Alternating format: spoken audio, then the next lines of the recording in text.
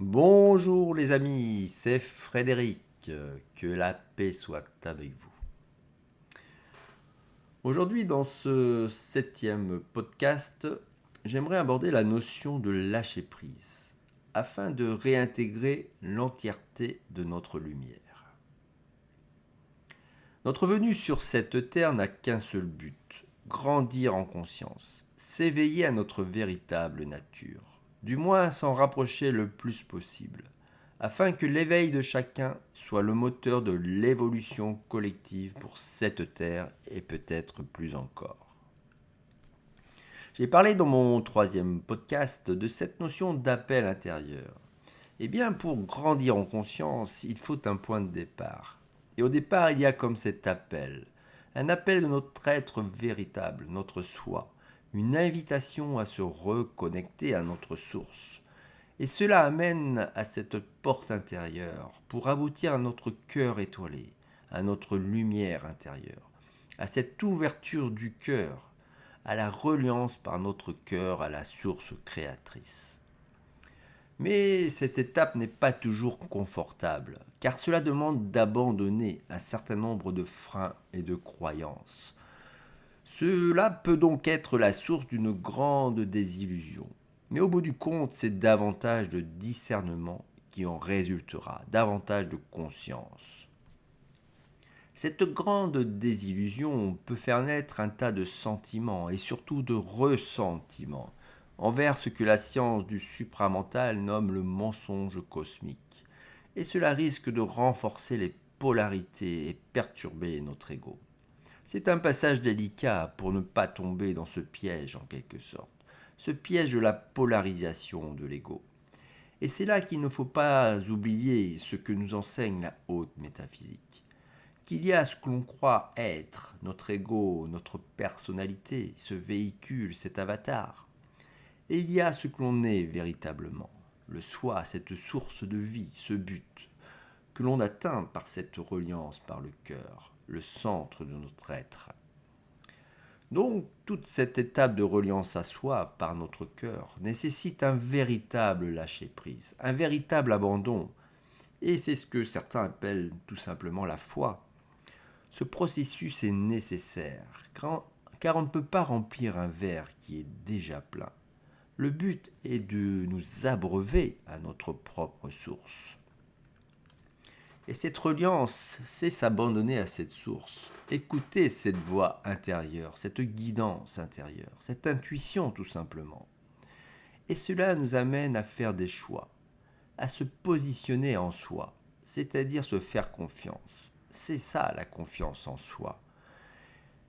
Et être ainsi capable de discerner de ce qui vient de soi et des pensées de ce mental égo, de ce mental inférieur, qui a souvent peur justement de lâcher prise.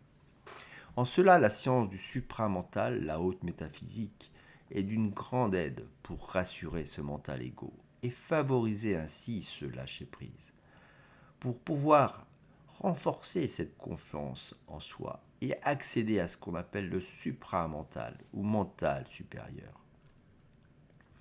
Et cette expérience, je l'ai vécue. Ce lâcher-prise, il a véritablement commencé à s'opérer en moi en 2022. Il a été symboliquement marqué par cette vision intérieure dont je vais vous parler maintenant. C'était en octobre 2022. Dans cette vision contemplative, je me voyais tel un chevalier, habillé de son armure de métal, un genou à terre, l'épée à la main, la lame plantée dans le sol. J'étais comme harcelé de coups, et pourtant je ne ripostais pas, comme absorbé dans une intense réflexion, et en même temps comme protégé par une sorte de spirale de lumière. Et là, un être m'est apparu. Il était grand, de couleur vert pâle, avec des cheveux d'or, et plein de vortex d'énergie couleur or qui tournoyaient dans son corps. Et il y avait un cœur grand ouvert, véritable pulsation de vie. Et j'ai pris conscience que cet être, c'était moi, et que je n'avais pas besoin de cette armure, de cette épée. Alors je les ai déposés, abandonnés à terre. Et à partir de ce moment-là, C'est un cri d'amour et de délivrance qui est alors sorti de ma bouche, de mon cœur, et j'ai pleuré. Et je vais vous lire ce que j'ai écrit à ce moment-là. C'était le 10 octobre 2022. Dans cet instant d'éternité, une lumière m'a été apportée. Avec mon regard intérieur, je me suis vu tel un chevalier, habillé de son armure d'étain, un genou à terre, épée à la main, harcelé de coups, ne pouvant en donner. Dans cette intense réflexion, l'erreur m'est apparue, l'erreur à ne pas commettre. Mon âme n'en peut plus de ce carcan. Elle s'est écriée: je ne suis pas venu dans ce monde pour combattre le dragon, mais pour apporter la paix. Ma force est miséricorde. C'est ce que je suis, tel est mon chemin. J'ai tremblé et les larmes ont coulé. J'ai pu rendre grâce à la vie et c'était beau. Après cette vision qui m'a beaucoup marqué, j'ai véritablement commencé à lâcher prise. J'ai compris plus tard que l'erreur à ne pas commettre dans cette expérience, c'est justement cette polarisation de l'ego. Cet ego qui est tenté à chaque instant par des pensées polarisantes, ce grand mensonge cosmique, cette énergie de mort. Et ce fut le début d'une nouvelle aventure, d'une véritable reliance à la vie, à la source de vie par le cœur. Ce fut le choix de la vie et non plus de la mort, le choix de la source et non de l'ego. Et c'est à partir de là qu'un certain nombre de mémoires sont venues à ma conscience. Ce fut le réveil de mon âme, qui aboutiront à ces textes, ces paroles d'âme, comme je les appelle, et toutes ces contemplations et visions. Et ces mémoires ne sont pas toujours confortables à appréhender. C'est une véritable mise en lumière de toutes nos parts, de tout ce qui nous constitue en réalité. Et c'est véritablement une mise en abîme, c'est-à-dire tout ce qui a abîmé notre lumière, toutes ces parts d'ombre, comme on les appelle.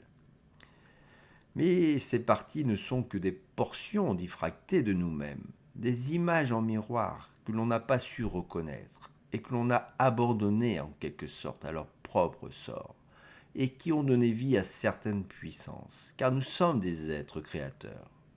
Et toute cette puissance engendrée, que l'on nourrit en quelque sorte par notre oubli de notre véritable nature, eh bien ces parts, ces morceaux de nous-mêmes, il va falloir se les réapproprier, les intégrer à nouveau, les transmuter, les transférer à notre conscience supérieure en quelque sorte, pour de nouveau tendre vers cette complétude et cette paix. Cela peut devenir un véritable rapport de force, comme le dit la science du supramental. Un rapport de force entre l'humain que nous sommes, l'ego, et son esprit.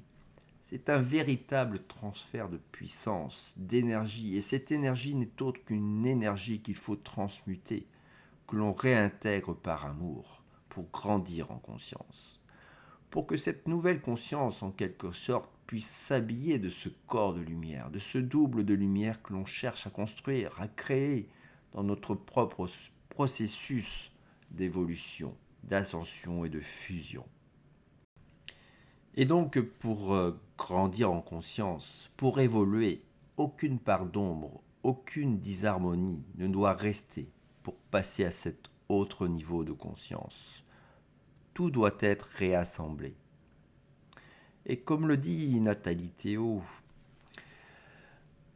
en fait, le travail de se souvenir de qui nous sommes.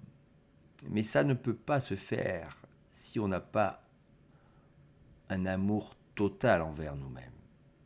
Rien hors l'amour ne subsistera. Tout sera arasé. Toutes ces mémoires sont là pour être embrassées. C'est d'aller chercher au plus profond de nos âges tout ce dont nous avons honte, pour l'embrasser, pour le regarder d'un regard miséricordieux, pour dire bien oui, forcément là où on en était à l'époque, on ne savait pas. Ça ne pouvait pas être autrement. on a fait ce qu'on a pu. Voilà, merci à Nathalie pour tous ces mots. Et pour terminer, je vais citer avec son aimable autorisation ce que Mathieu Kotlarowski exprime dans ce qu'il appelle le voyage vers l'être humain cosmique. Car c'est bien de cela dont il s'agit après ce lâcher-prise. C'est ce voyage pour retrouver l'entièreté de sa lumière. Voilà ce qu'il nous dit. L'éveil de la conscience, ce n'est pas une accumulation de savoir, mais une transformation intérieure qui reconnecte l'être à sa nature essentielle. Donc on décrit, si vous voulez, un chemin d'unification vers soi, une fusion entre toutes les différentes parties de l'être pour atteindre une résonance avec l'ordre cosmique. Il s'agit de comprendre que l'éveil de la conscience, c'est un processus profond de réalisation intérieure. Il s'agit de comprendre la permanence de l'être et d'unifier toutes les facettes de notre nature. C'est un chemin qui nous invite à nous connecter à notre vérité intérieure et à harmoniser notre être avec l'univers qui nous entoure. C'est-à-dire que dans les applications de la vie réelle, c'est de sortir de ces conditionnements. Donc c'est remettre en question les idées fixes et les croyances qu'on n'a jamais réellement interrogées. C'est s'observer sans s'attacher et c'est rechercher l'unité intérieure. Aligner ses pensées, ses émotions, ses actions pour éviter l'explosion de son système énergétique et de diviser ses parties, de se fragmenter plutôt que de les rassembler. Donc voilà, c'était ce que nous citait Mathieu Kotlarowski. Et voilà les amis, donc construisons ce pont vers cet humain cosmique. On est ici, là et maintenant. Notre conscience est focalisée dans cet espace-temps, sur ce plan humain, dans une phase de transition, une phase de réintégration de notre lumière, pour grandir en conscience. Prendre son envol, évoluer vers cet humain cosmique, c'est assumer sa propre lumière et sa propre responsabilité envers les événements de la vie. C'est rassembler tout ce qui était éparpillé. Et il est pour cela nécessaire d'avoir un certain nombre de clés de compréhension pour que notre manière de réagir à un événement et de nous positionner soit réellement le fait de notre choix et que ce choix ne soit pas influencé par un certain nombre d'interférences. Et je dirais en conclusion, apportons la paix en nous-mêmes, dans l'intégralité de ce qui nous constitue, afin que brille notre lumière. Voilà les amis, je vous dis au revoir et à bientôt.